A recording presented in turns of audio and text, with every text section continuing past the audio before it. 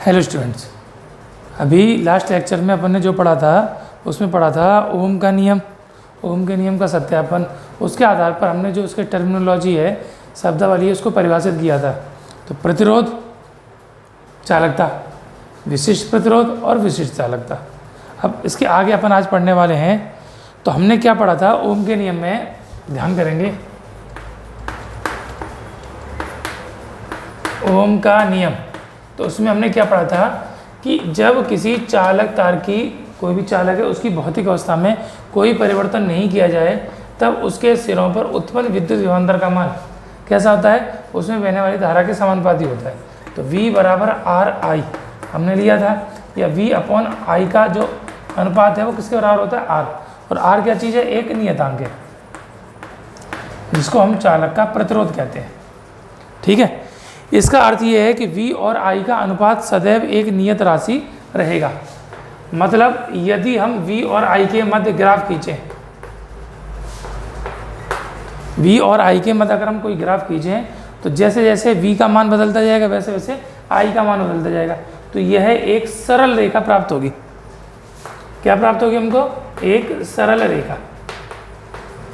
इसका अर्थ ये है कि इसका जो टेंजेंट है, जो स्लोप है, जो एंगल है थीटा, उसका मान जो टेन थीटा है, तो टेन थीटा किसको प्रदर्शित करेगा, तो आर को प्रदर्शित करेगा। टेन थीटा बराबर क्या होगा, यहाँ पर निकालेंगे हम थीटा की वैल्यू,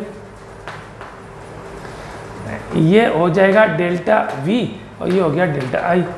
और टेन थीटा बराबर delta we upon delta I. Delta we विभवांतर और डेल्टा आई धारा, और वी आई का जो अनुपात है वो आर का बराबर हो गया। तो टेन थीटा क्या हो जाएगा, आर हो जाएगा।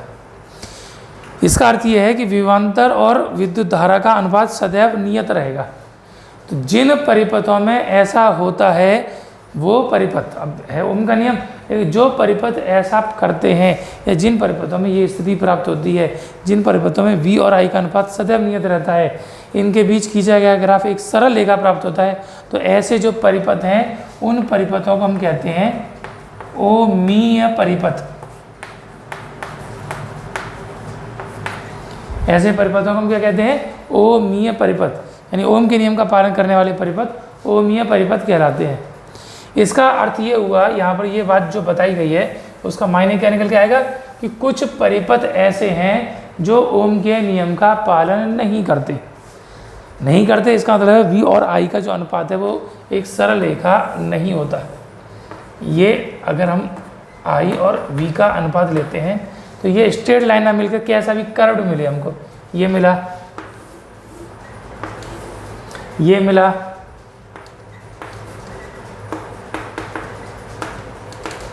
या कोई और हम बात कर सकते हैं I और V, ये इस प्रकार का मिला,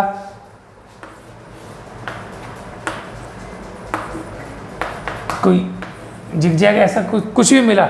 यानी ऐसे परिपथ जिनमें एक सरल रेखा प्राप्त नहीं होती है, तो इनमें से कुछ भी हो सकता है। या कुछ स्थिति ऐसी हो सकती है कि एक निश्चित सीमा तक सरल रेखा रहेगा, उसके बाद थोड़ा सा बेंड हो जाएगा। एक निश्चित सीमा तक सरल रेखा है, उसके बाद ये थोड़ा सा बेंड हो जाएगा, यानी सरल रेखा नहीं होगा।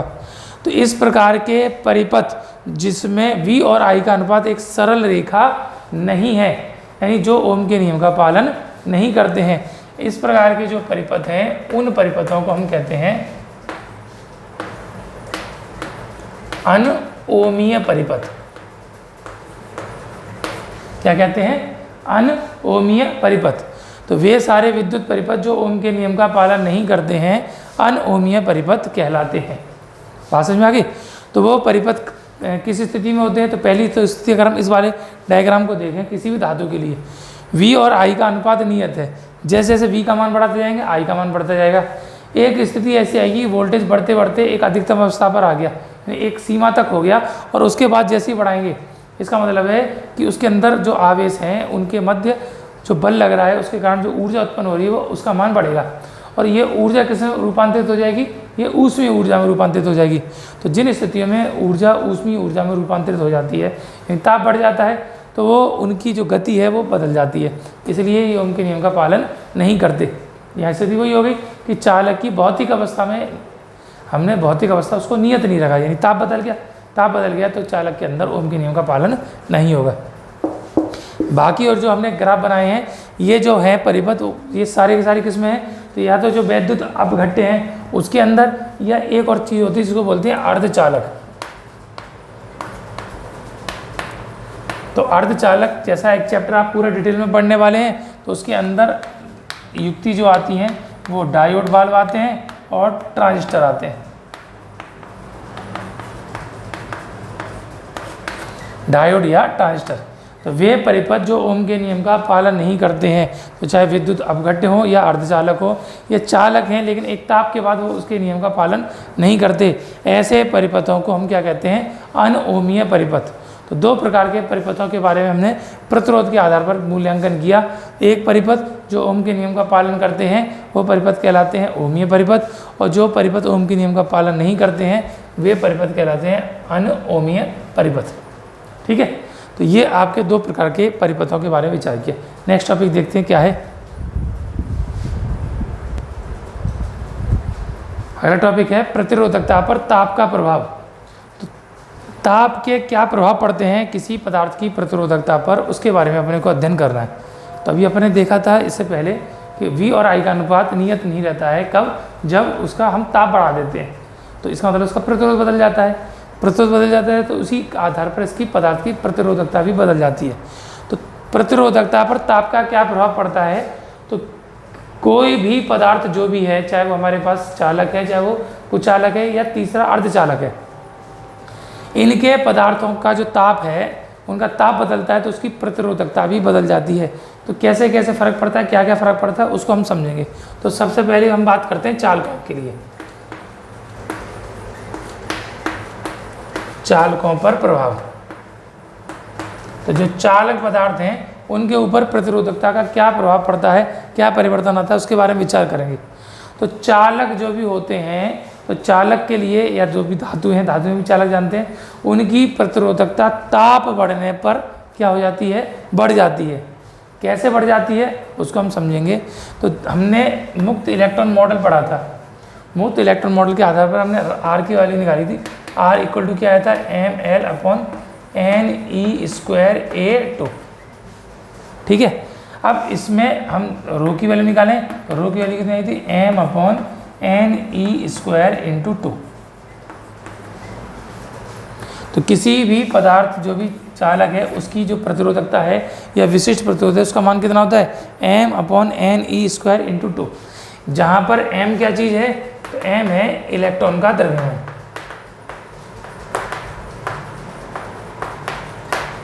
E क्या है, वो है इलेक्ट्रॉन का आवेश। ये सदैव नियत रहते हैं, ये सारे के सारी क्या चीज़ें हैं, कांस्टेंट वैल्यू है।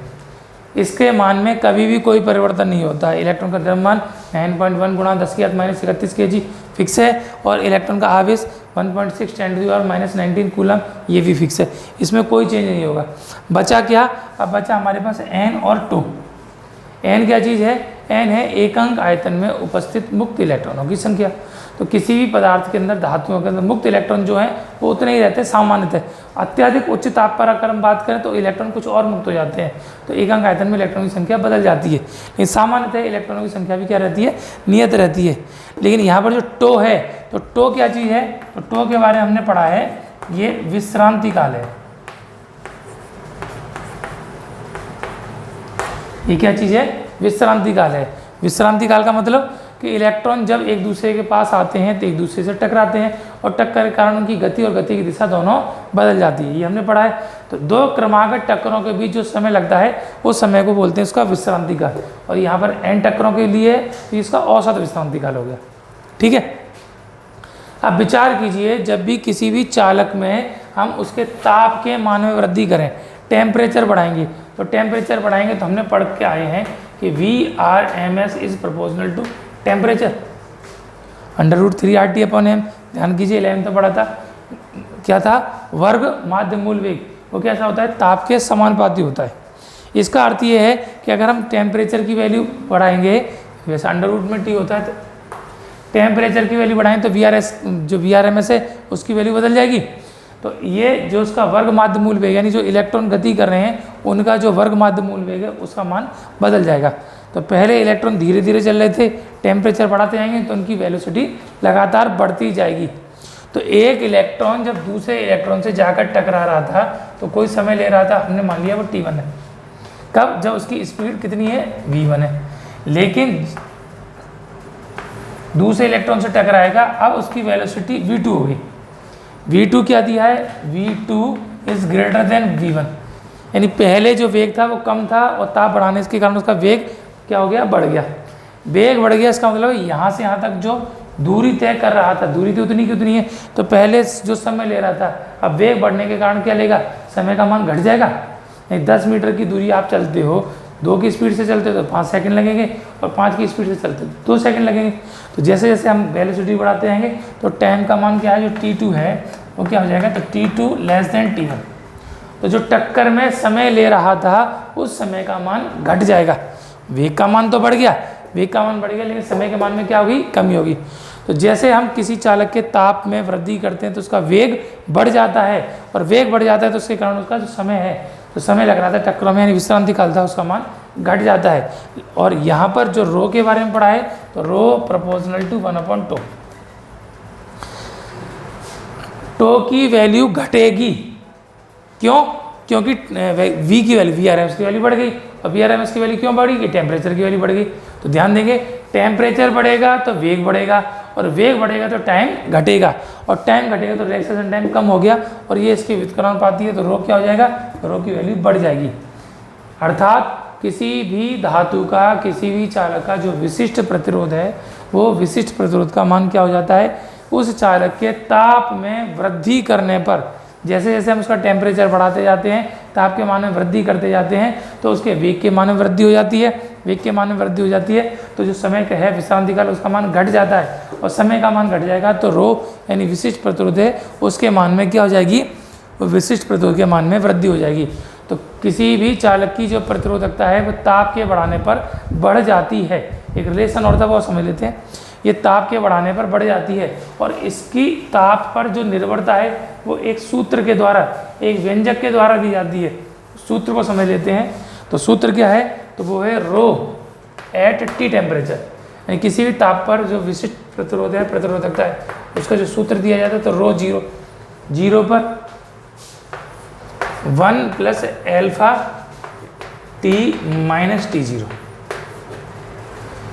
तो किसी भी चालक की जो प्रतिरोधकता है, चालक के लिए बात हो रही है, उसका मान उसके जो वैल्यू है वो टेम्परेचर डिफरेंस के ऊपर निर्भर करती है। टेम्परेचर बढ़ेगा तो रो की वैल्यू बढ़ जाएगी। जहाँ रो 0 डिग्री सेल्सियस या 0 भी टेम्परेचर है, उस पर विशिष्ट प्रतिरोध, ये टी पर विशिष्ट प्रतिरोध, ये 0 टेम्परेचर और ये टी। एल्फा जो है, एल्फा को बोलते हैं प्रतिरोध ताप गुणांक। ये क्या कहलाता है? प्रतिरोध ताप गुणांक। इसकी वैल्यू निकालेंगे तो एल्फा की वैल्यू कितनी हो जाएगी? Rho T minus rho 0 upon में डेल्टा टी हो जाएगा। 1 मिनट, रो 0 इंटू टी माइनस t0। इसका मात्रक क्या होगा? ऊपर ये विशिष्ट प्रतिरोध के तो ओम मीटर से ओम मीटर कट गया, तो 1/t रह गया, तो 1/केल्विन और 1/ प्रति डिग्री सेल्सियस। तो इसका जो मात्रक होता है विशिष्ट, क्या नाम था इसका? प्रतिरोध ताप गुणांक। इसका मान होता है rho T minus rho 0 upon में रो 0 इंटू टी माइनस t0। मात्रक होता है 1/केल्विन या 1/ प्रति डिग्री सेल्सियस, प्रति डिग्री सेंटीग्रेड। ठीक, नेक्स्ट टॉपिक देखते हैं अब। ताप का प्रभाव प्रतिरोधकता पर क्या पड़ता है? चालकों के लिए हमने अभी बात की, डिस्कशन किया। अभी दूसरा हम बात करते हैं अर्धचालकों तथा कुचालकों पर इसका प्रभाव। तो अर्धचालकों पर इसका क्या प्रभाव रहता है, और जो कुचालक होते हैं उन पर इसका क्या प्रभाव रहता है, उसके बारे में अपन डिस्कशन कर रहे हैं। तो पहली बात, हमको अर्धचालक और कुचालक, यानी कुचालक या इसको हम क्या बोल सकते हैं? कुचालक का मतलब विद्युत रोधी। तो जो डाइलेक्ट्रिक हैं, विद्युत रोधी हैं या कुचालक हैं, और अर्धचालक होते क्या हैं? तो चालक के बारे में अपन पहले भी कई बार बात कर चुके हैं। चालक किसे कहते हैं? जिसमें मुक्त इलेक्ट्रॉन उपस्थित होते हैं, यानी जिसके अंदर आवेश का प्रवाह संभव है। आवेश गति करते हैं तो उनको बोलते हैं चालक, और जिनके अंदर आवेश किसी भी स्थिति में गति नहीं कर सकता, चाहे कोई भी स्थिति आ जाए आवेश का प्रवाह संभव नहीं है, विद्युत धारा का प्रवाह संभव नहीं है। ऐसे पदार्थों को हम कुचालक कहते हैं। अर्धचालक क्या होते हैं? तो अर्धचालक वे पदार्थ होते हैं जिनकी चालकता चालकों की तुलना में तो बहुत कम, बहुत छोटी होती है, लेकिन कुचालकों की तुलना में थोड़ी सी ज़्यादा होती है। तो चालकों से तो बहुत नीचे होते हैं, कुचालकों से थोड़े से ऊपर होते हैं। किसमें? चालकता में। ऐसे पदार्थों को अर्धचालक कहते हैं। यानी कुछ स्थितियों में ये चालक जैसा व्यवहार करते हैं, सामान्यतः अचालक या कुचालक जैसा व्यवहार करते हैं, उनको अर्धचालक कहते हैं। इनकी प्रतिरोधकता पर ताप का क्या प्रभाव होगा? सामान्यतः इनकी प्रतिरोधकता बहुत उच्च होती है, अधिकतम होती है। अधिकतम होने के कारण इसके अंदर सामान्यतः विद्युत धारा का कोई प्रभाव नहीं होता है या बहुत कम होता है। अर्धचालकों में बहुत कम होता है, इनमें नहीं होता है। लेकिन ताप का क्या इसकी प्रतिरोधकता पर प्रभाव होगा? तो वही कंडीशन है। तो रो किसी पदार्थ के लिए कितनी होती है? m/ne²2। जब इन पदार्थों को हम गर्म करते हैं यानी टेम्परेचर बढ़ाते हैं, ऐसी स्थिति में उसके अंदर जो इलेक्ट्रॉन है, मुक्त इलेक्ट्रॉन है, जो बाउंडेड थे, जो पहले से बंधे हुए थे, ताप बढ़ाने पर उनकी संख्या बढ़ने लगती है, यानी मुक्त इलेक्ट्रॉन उत्पन्न हो जाते हैं। तो इलेक्ट्रॉन की संख्या बढ़ती है, वेग तो बढ़ता ही है। इलेक्ट्रॉन जब मुक्त होंगे, तेजी से चलेंगे, तो वेग बढ़ता है, तो उनका समय घटता है। समय घटता है लेकिन n की वैल्यू बढ़ती है। अब रो क्या है? रो टो के तो व्युत्क्रमानुपाती है, और इसके भी क्या है? रो जो है 1/n के व्युत्क्रमानुपाती है। n की जो संख्या है उसके मान में वृद्धि होती है, और टो के मान में क्या होती है? कमी होती है। कमी हम पिछले टॉपिक में डिस्कशन कर चुके थे। तो टो के मान में तो कमी होती है, तो टो के मान में कमी होने की वजह से रो के मान में वृद्धि होगी। लेकिन n के मान में वृद्धि हो रही है, तो रो के मान में क्या होगी? कमी होगी। ये n जो है यानी वृद्धि है, वो इसके श्रांति काल, जो विश्रांति काल है, उसकी तुलना में बहुत ज़्यादा होती है। यानी समय तो बहुत कम हुआ, लेकिन जो संख्या, उनकी संख्या बहुत तेज़ी से बढ़ती है, रैपिडली बढ़ती है, चरघातांक के रूप में बढ़ती है। ऐसी स्थिति में कि टो का तो प्रभाव इस पर कम होता है, लेकिन n का प्रभाव ज़्यादा होता है, और n के मान में क्या हो रही है? वृद्धि हो रही है। तो रो के मान में क्या हो जाती है? कमी हो जाती है। तो रो क्या होने लगता है? घट जाता है, कम हो जाता है। रो यानी प्रतिरोधकता इसकी कम हो जाती है, इसका मतलब चालकता बढ़ जाती है। तो अर्धचालकों का अगर हम टेम्परेचर बढ़ाते हैं तो उसकी चालकता बढ़ती है। कुचालकों का भी कुछ स्थितियों में बहुत अत्यधिक उच्च ताप पर, बहुत अधिक, जैसे प्लास्टिक का उदाहरण के तौर पर ले लें, प्लास्टिक कुचालक है, लेकिन आपने उसको गर्म कर दिया, इतना गर्म कर दिया कि वो मेल्ट होगी, पिघल गई। तो जो मॉलिक्यूल गति नहीं कर रहे थे, वो पिघलने के कारण गति करने लगे, तो और गति करे तो आवेश गति करेगा, आवेश गति करेगा तो उसके अंदर धारा प्रवाहित होगी। जब अत्यधिक उच्च ताप पर होगा, पिघल जाएगा, तो उसकी प्रतिरोधकता कम हो जाएगी, चालकता बढ़ जाएगी। दोनों प्रकार के चालकों की जो प्रतिरोधकता है उसको इस सूत्र से दिया जाता है, रो = रो नॉट ई की पावर, ई आपने पढ़ रखा है, ई की पावर x, यानी ये चर घातांक की होती है, यानी घात के रूप में बढ़ती है, बहुत तेजी से बढ़ती है। तो ई की पावर होती है Eg/kT। इसकी जो घात होती है वो कितनी होती है? Eg/kT। यहाँ रो किसी T टेम्परेचर पे है, और रो 0 तो कहाँ पर है? 0 टेम्परेचर पे। अब ये जो है T, यहाँ पर स्मॉल t लेंगे, हमने T लिया, तो यहाँ जो Eg है इसको बोलते हैं एनर्जी गैप, मतलब ऊर्जा अंतराल। केमिस्ट्री में आपने शायद पढ़ा होगा, तो जो एनर्जी गैप होता है, ऊर्जा अंतराल, बैंड, जो चालन बैंड और संयोजी बैंड के बीच जो ऊर्जा का अंतर होता है उसको ऊर्जा अंतराल कहते हैं। के है यहाँ पर बोल्ट्जमान नियतांक, बोल्ट्जमान है उसका कांस्टेंट है, और जो टी है वो ताप है, किस ताप पर ये हमने किया है, इंक्रीज किया है, तो टी टेम्परेचर। तो इसका जो मान है वो घात के ई की घात के रूप में बढ़ता है, तो चर घातांक के रूप में बढ़ता है, मतलब ताप में वृद्धि कम हुई और रो के मान में जो होगी वृद्धि वो क्या हो जाती है? अधिक हो जाती है, सॉरी कम हो जाती है। टी के इन्वर्सली प्रोपोर्शनल है, तो रो के मान में क्या हो जाती है? कमी हो जाती है। तो इस तरीके से चालकों की प्रतिरोधकता ताप बढ़ाने पर बढ़ती है, बाकी अर्धचालक और कुचालकों की प्रतिरोधकता ताप बढ़ाने पर घटती है, कम होती है। ताप किसी चालक का बढ़ाओगे तो उसकी प्रतिरोधकता बढ़ जाएगी, चालक बढ़ाने पर इसका मतलब है कि वो चालकता उसकी घटने लगेगी, प्रतिरोधकता बढ़ रही है तो चालकता घटने लगेगी, तो उसकी चालकत्व तो कम होने लगेगा। लेकिन अर्धचालक और कुचालकों में इसका उल्टा होता है, जैसे जैसे टेम्परेचर बढ़ाते जाते हैं उनकी चालकता लगातार बढ़ती जाती है, यानी प्रतिरोधकता लगातार कम होती चली जाती है। ठीक है, तो इस तरीके से हम इस पर ताप के प्रभाव की व्याख्या कर सकते हैं। तो दो ये हमारे पास फॉर्मूले मिले। चालकों के लिए तो मिला rho T equal to rho zero 1 plus alpha और T minus T zero. T zero का अगर हम सब चाहें तो ऐसे भी लिख सकते हैं, ये T2 equal to rho T1 1 plus alpha तो T2 माइनस T1। दो अलग अलग ताप हैं T1 और T2, या rho T2 equal to rho T1 1 plus alpha और इसको डेल्टा टी भी हम लिख सकते हैं। इस तरीके से हम फॉर्मूले का न्यूमेरिकल में यूज कर सकते हैं। इसका रो की जगह हम आर लगाएं तो rho equal to R upon L होता है, ए एल से कट जाएगा तो R T equal to R T2 T1 1 plus alpha T2 minus T1। तो चाहे हम प्रतिरोध के बारे में बात करें चाहे प्रतिरोधकता, तो चालकों के लिए प्रतिरोधकता का मान इस प्रकार इस सूत्र की सहायता से ताप पर उसकी क्या निर्भरता है उसकी विवेचना की जा सकती है। ठीक है, थैंक यू।